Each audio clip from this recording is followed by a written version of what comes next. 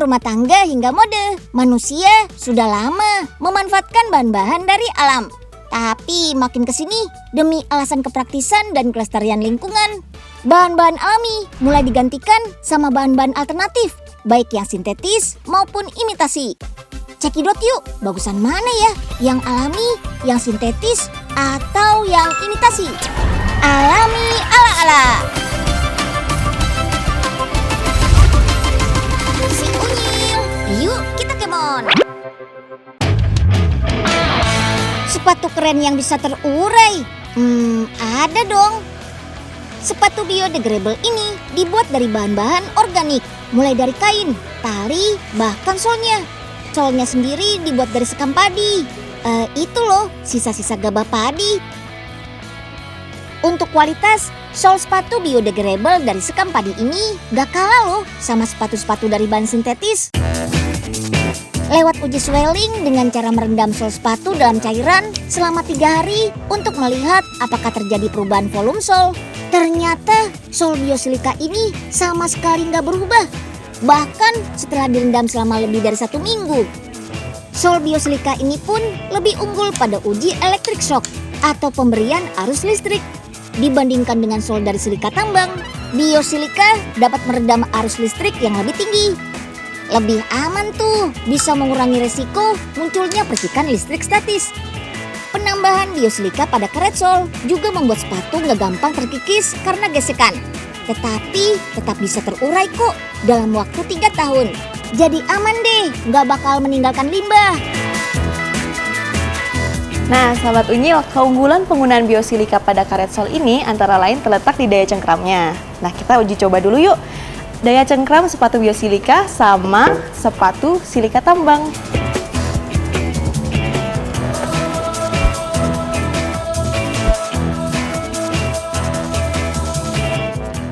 Ya, kelihatan kan perbedaan daya cengkram antara sepatu biosilika sama sepatu silika tambang. Jadi kalau sepatu biosilika dia nggak gampang kepleset, sementara kalau sepatu silika tambang licin banget, jadi kudu hati-hati.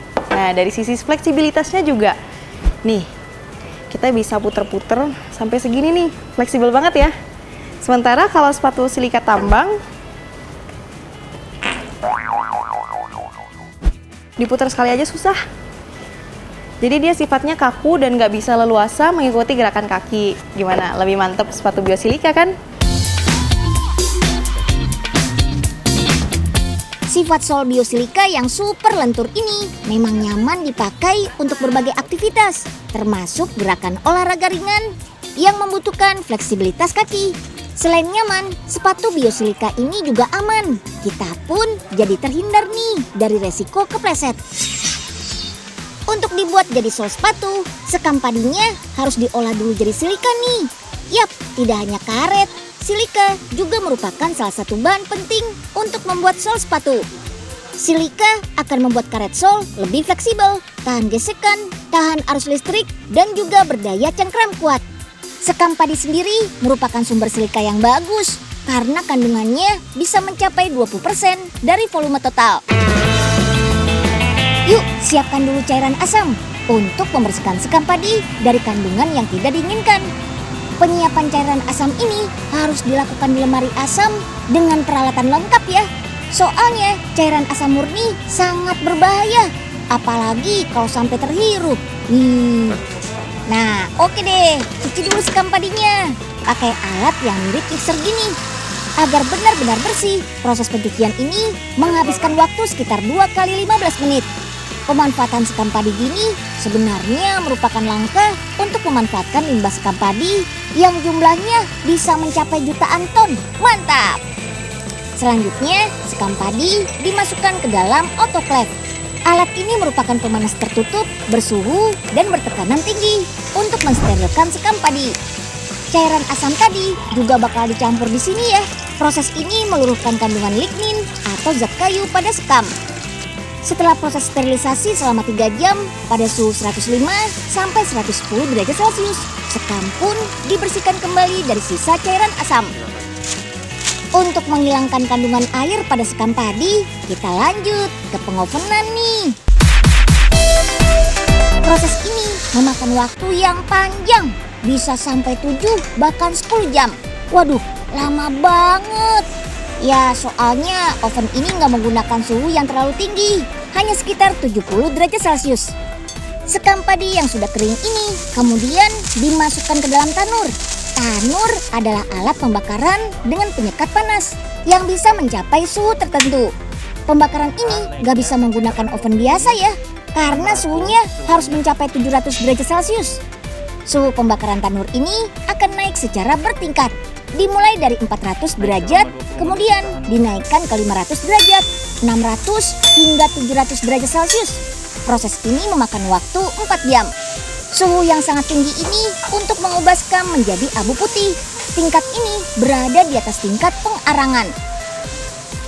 Nah, sekam padi yang sudah menjadi abu putih inilah yang disebut sebagai biosilika atau silika yang berasal dari makhluk hidup, yaitu tumbuhan. Karena ukurannya sangat kecil, yaitu pada skala nanometer sekitar 20 sampai 200 mm, makanya disebut sebagai nanobiosilika. Ukuran nanonya membuat biosilika ini lebih mudah untuk dilebur dengan bahan lain, termasuk karet untuk dijadikan sol sepatu. Lanjut yuk, pencampuran di alat ini dinamakan mastikasi, atau mengubah karet yang keras menjadi lebih lunak dan plastis. Yuk, giling dulu karet alam yang sudah diasap. Dengan bantuan panas 88 derajat Celcius, karet alam dipipihkan.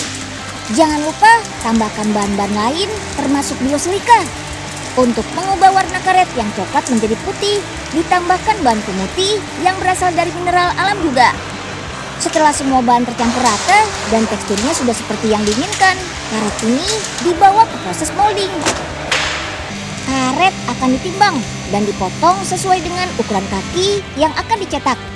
Kemudian pada proses molding atau pencetakan, karet dimasukkan ke dalam hot press. Mesin ini memberikan tekanan dan suhu yang tinggi agar karet terbentuk menjadi sol sepatu. Waktu dan suhu yang diperlukan harus disesuaikan dengan suhu dan kelembapan ruangan, biar hasil cetakannya nggak pecah. Selesai dicetak, sol berbahan sekam padi ini siap dijahit deh. Kain sepatu yang digunakan bersifat antibakteri, namun tetap organik, yaitu serat bambu. Talinya juga dibuat dari serat rami. Tuh, keren kan sepatunya? Cuma sayangnya ketersediaan sepatu ini masih langka, karena produksi biosilikanya belum massal. Kebanyakan masih bergantung kepada silika impor yang didapatkan dari tambang batuan mineral ataupun sintetis. Kalau boot warna-warni ini menggunakan biji plastik murni yang sama dengan bahan utama pembuatan pipa air, yaitu jenis PVC alias polivinil klorida. Biar lentur, biji plastiknya harus dilelehkan pakai minyak khusus nih. Sementara untuk membuat sol dan sendal plastik warna-warni gini menggunakan material EVA alias etilen vinil asetat. Bahan sintetik ini populer karena tidak mengandung zat karsinogenik, super lentur, bebas klorin, dan pastinya aman saat bersentuhan sama kulit. Agar bisa dibuat jadi sendal, EVA harus diproses dulu menjadi biji plastik. Biar hasilnya bagus, bahan ini harus dicampur sama 7 bahan lainnya ya. Kelebihan bahan sintetis gini adalah saat proses pencampuran, warnanya bisa disesuaikan dengan pesanan. Gini nih, wujud adonan sendal yang sudah dipanaskan di suhu 100-120 derajat Celcius selama 16 menit. Yuk kita proses ke mesin rolling. Bahan baku sendal bakal berbentuk lembaran dan siap buat dicacah. Mesin ini akan menekan bahan ke dalam cetakan berbentuk bulatan kecil. Nah, bagian ujungnya terdapat pisau yang bertugas memotong bahan menjadi butiran. Dan tada! Ini dia hasilnya. Biasa disebut biji kompon atau biji plastik. Nah, biji plastik yang sudah dingin dan bersih inilah yang siap diolah jadi sendal. Hari ini bikin warna merah yuk. Ini nih, ringkasnya membuat alas kaki dari biji plastik. Tinggal dicetak aja, nggak sampai 1 menit, jadi deh. PR-nya cuma tinggal merapikan bagian samping sendal dan disortir setelah didinginkan untuk memastikan kualitasnya. Selain sendal, ada juga sol berbahan EVA yang diperuntukkan bagi sepatu outdoor. Wah, keren! Alas kaki yang dibuat dari plastik EVA memang dikenal juara, anti-slip. Sifat bahannya yang sangat lembut juga dijamin bikin nyaman. Alas kaki berbahan EVA juga dikenal sebagai penahan guncangan terbaik di dunia. Makanya sering juga diaplikasikan pada sepatu olahraga. Dan karena dibuat dari plastik, dijamin tahan air. Dan urusan bersih-bersih, praktis, lebih ringkas ya. Tinggal dilap-lap aja. Nah, beda nih sama alas kaki yang dibuat dari biji plastik PVC. Kalau dijemur selama 3 tahun berturut-turut, lenturnya bisa hilang. Dan berubah jadi keras, kayak pipa air gitu. Cuma beda sama sepatu dari sekam padi, sepatu berbahan sintetis gini nggak bisa terurai secara alami. Harus melewati proses daur ulang thermal dulu. Jadi mau yang dari bahan alami ataupun sintetis, dua-duanya tetap nyaman dan aman kok saat dipakai. Disesuaikan aja ya sama kebutuhan.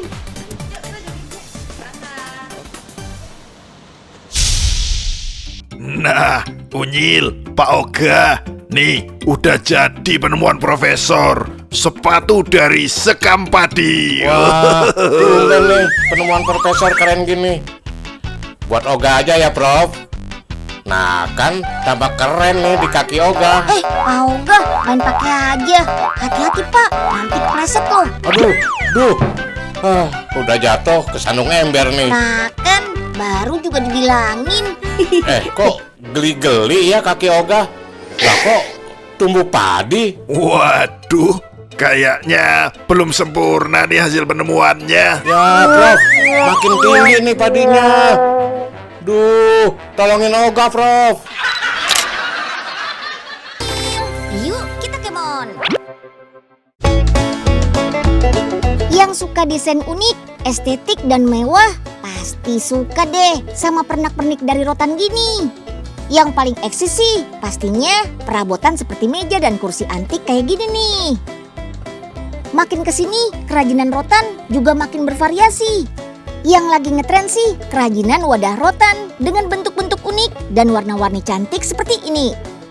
Ada yang berbentuk hewan, karakter animasi populer, bahkan karakter dengan pakaian adat daerah di Indonesia. Kerajinan rotan juga sempat hype loh dalam dunia mode. Masih ingat kan sama tas rotan cantik yang dipakai sama Kak Raisa ini? Tas-tas ini menonjolkan warna alami rotan. Biar lebih kece, anyaman tas rotan dikombinasiin dengan kayu mahoni, juga lapisan kulit. Terus dikasih pengait dan ring dari bahan kuningan anti karat deh. Wah, keren ya. Manfaatnya yang banyak membuat rotan alami banyak diburu. Makanya sebagai usaha yang melestarikan tanaman rotan, sekarang banyak yang beralih ke rotan sintetis. Jadi bagusan rotan alami atau rotan sintetis nih? Yuk check it out. Untuk urusan ketahanan, perabotan dari rotan alami jelas lebih terdepan. Mau berapa tahun pun asal dirawat dengan baik, pasti tetap kuat menahan beban berat. Keduanya biasa digunakan untuk membuat kursi dan keranjang. Bukan sembarang keranjang loh ya, tapi keranjang balon udara. Wow. Yap, rotan alami dipilih sebagai bahan baku keranjang yang bisa menampung 2-24 orang. Ini karena rotan sangat ringan, kuat, dan pastinya tahan lama. Untuk diolah menjadi anyaman keranjang balon udara gini, biasanya rotan direndam dulu nih selama 1 jam sampai lentur dan mudah dibentuk. Setelah itu baru deh dipilih sesuai besaran diameternya. Terus dijalin membentuk keranjang. Biar semakin kokoh, rangkanya dibuat pakai besi juga ya. Jadi gak gampang rusak diterpa angin. Berbeda sama perabot rotan sintetis yang kekuatannya akan berangsur-angsur memudar. Terkait daya tahan terhadap cuaca, perabot rotan sintetis lebih baik nih karena bahan bakunya menggunakan tambahan pelapis UV. Dibuat dari plastik jadi lebih tahan air, rayap, juga cuaca ekstrim deh. Berbeda sama rotan alami yang gak terlalu tahan sama sinar UV dan serangan rayap. Makanya biar awet harus rajin di coating dan sebaiknya gak banyak terpapar sinar matahari ya. Dari segi pengerjaan, rotan sintetis jauh lebih rapi dan cepat. Soalnya bahan bakunya dibuat sesuai desain menggunakan mesin yang presisi. Kalau dari segi tampilan, rotan alami lebih mengedepankan warna-warna natural, sementara rotan sintetis tampil lebih penuh warna. Lihat aja nih, tas dari rotan alami dan tas dari rotan sintetis. Jauh lebih colorful yang sintetis kan? Modelnya juga ada banyak, bisa lebih dari 50 macam. Nah, yang mau alami atau yang sintetis, dua-duanya sama-sama keren dan sama-sama awet kok. Orang Indonesia memang sudah lama akrab sama rotan. Sejak berabad-abad lalu, rotan sudah menjadi komoditas berharga yang biasa dijadikan seserahan buat kerajaan seberang. Bahkan jadi alat barter saat berdagang dengan company. Ini karena serat rotan terbukti lentur, sangat kuat, dan gak mudah putus. Sampai sekarang rotan kualitas terbaik di dunia masih dihasilkan oleh hutan Indonesia. Ini karena rotan Indonesia tinggi selulosa, lionin, serta tanin yang memengaruhi kekuatan tarik, pengikat serat, dan racun untuk melawan jamur juga rayap. Rotan-rotan terbaik ini bisa kita dapatkan di hutan Kalimantan loh. Rotan yang bisa dipanen adalah rotan yang sudah tua atau sudah masak tebang. Yuk potong bagian pangkal rotan. Setelah itu tarik sekuat tenaga sampai seluruh batangnya jatuh ke tanah. Tapi harus hati-hati ya, karena batang rotan ini dipenuhi duri-duri tajam. Kalau sampai tertusuk, wah lumayan juga tuh sakitnya. Tanaman rotan adalah jenis tanaman palem-paleman yang tumbuh merambat dengan memanfaatkan batang-batang pohon tinggi di sekitarnya. Karena pertumbuhan rambatannya nggak beraturan, seringnya batang rotan saling berjalinan kuat dengan cabang dan ranting pohon. Jadi butuh tenaga ekstra nih buat menariknya.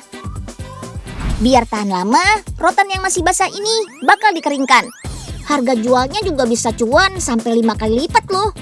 Caranya gampang, tinggal rendam rotan dengan air belerang, terus jemur sampai benar-benar kering. Nah, biar bisa dianyam, rotan-rotan ini masih harus diproses menggunakan mesin split, alias mesin pembelah rotan. Batang rotan bakal dibelah dengan ukuran diameter yang seragam. Kemudian lanjut dipisahkan, bagian kulit dengan bagian tengah atau isinya. Bagian kulit batang rotan biasanya terpotong dengan bentuk pipih dan lebih lentur. Sedangkan bagian tengah atau isi rotan bentuk potongannya bundar dan lebih kaku. Bagian kulit maupun isi rotan ini selanjutnya bisa digunakan untuk membuat anyaman pada industri kerajinan rotan di seluruh Indonesia. Tapi untuk kerajinan tikar, keranjang, ataupun kursi, biasanya rotan yang dibutuhkan harus lebih tipis, lentur, juga halus. Makanya harus diproses lagi dalam mesin ini nih. Sobat Unyil, gak cuma bahan baku berkualitas, motif anyaman rotan juga menentukan kekuatan dan kualitas kerajinan rotan loh. Seperti motif anyaman biasa dan anyaman kepang ini nih. Rotan sintetis terbuat dari campuran 3 bahan. Pertama, biji plastik jenis HDPE atau High Density Polyethylene, yaitu jenis plastik ramah lingkungan yang bisa didaur ulang, tidak beracun, dan tidak mengandung pelembut seperti plastik PVC. Rotan sintetis juga dibuat dengan campuran bahan pelapis UV. Inilah yang akan melindungi plastik dari sinar ultraviolet matahari. Jadi, perabotan dari rotan sintetis tidak mudah rusak dan tahan lama. Biar lebih berwarna, ada tambahan pewarna plastiknya juga nih. Ketiga, bahan ini bakal dipanaskan dan dicetak sampai menjadi pipih. Tuh, teksturnya mirip banget kan sama rotan alami. Karena memang dibuat sebagai bahan pengganti, pemanfaatan rotan sintetis sama aja kok seperti rotan alami. Sama-sama dipakai untuk membuat kerajinan. Salah satunya, ya perabotan gini. Cara membuatnya juga sama, dimulai dengan membuat rangka mebel. Bahannya bisa macam-macam, ada yang dibuat dari kayu pinus, ada juga yang pakai aluminium. Biasanya khusus buat perabot outdoor ya, karena aluminium lebih kuat juga tahan air. Rotan sintetisnya tinggal dililitkan dan dianyam seperti rotan alami deh. Anyaman ini pakai teknik anyaman bilik ya, yaitu menyisipkan rotan sintetis satu persatu secara menyilang dan berurutan. Wih, rapi dan berkelas kan? Mantap! Selain perajin furniture, perajin tas juga sudah mulai beralih ke rotan sintetis nih. Karena lebih lentur, rotan sintetis jauh lebih mudah dianyam sesuai desain. Udah gitu lebih mudah dibentuk karena nggak bakalan retak saat dipukul-pukul gini. Makanya produsen tas dari rotan sintetis gini sampai berani ngasih lifetime garansi loh. Jadi kalau tasnya rusak, tinggal direparasi di sini deh. Mantap!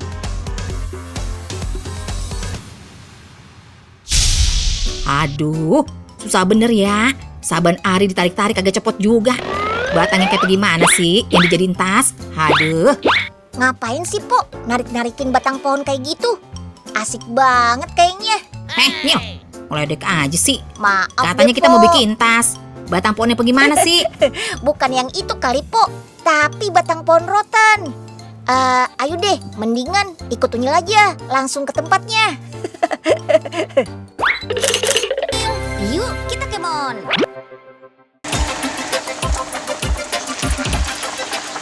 Nah, mau yang dibuat dari bahan alami atau yang sintetis, tetap ada kelebihan dan kekurangannya. Tinggal kita aja nih yang pintar-pintar memilih sesuai kebutuhan. Sampai jumpa dalam episode Si Unyil lainnya. Dadah!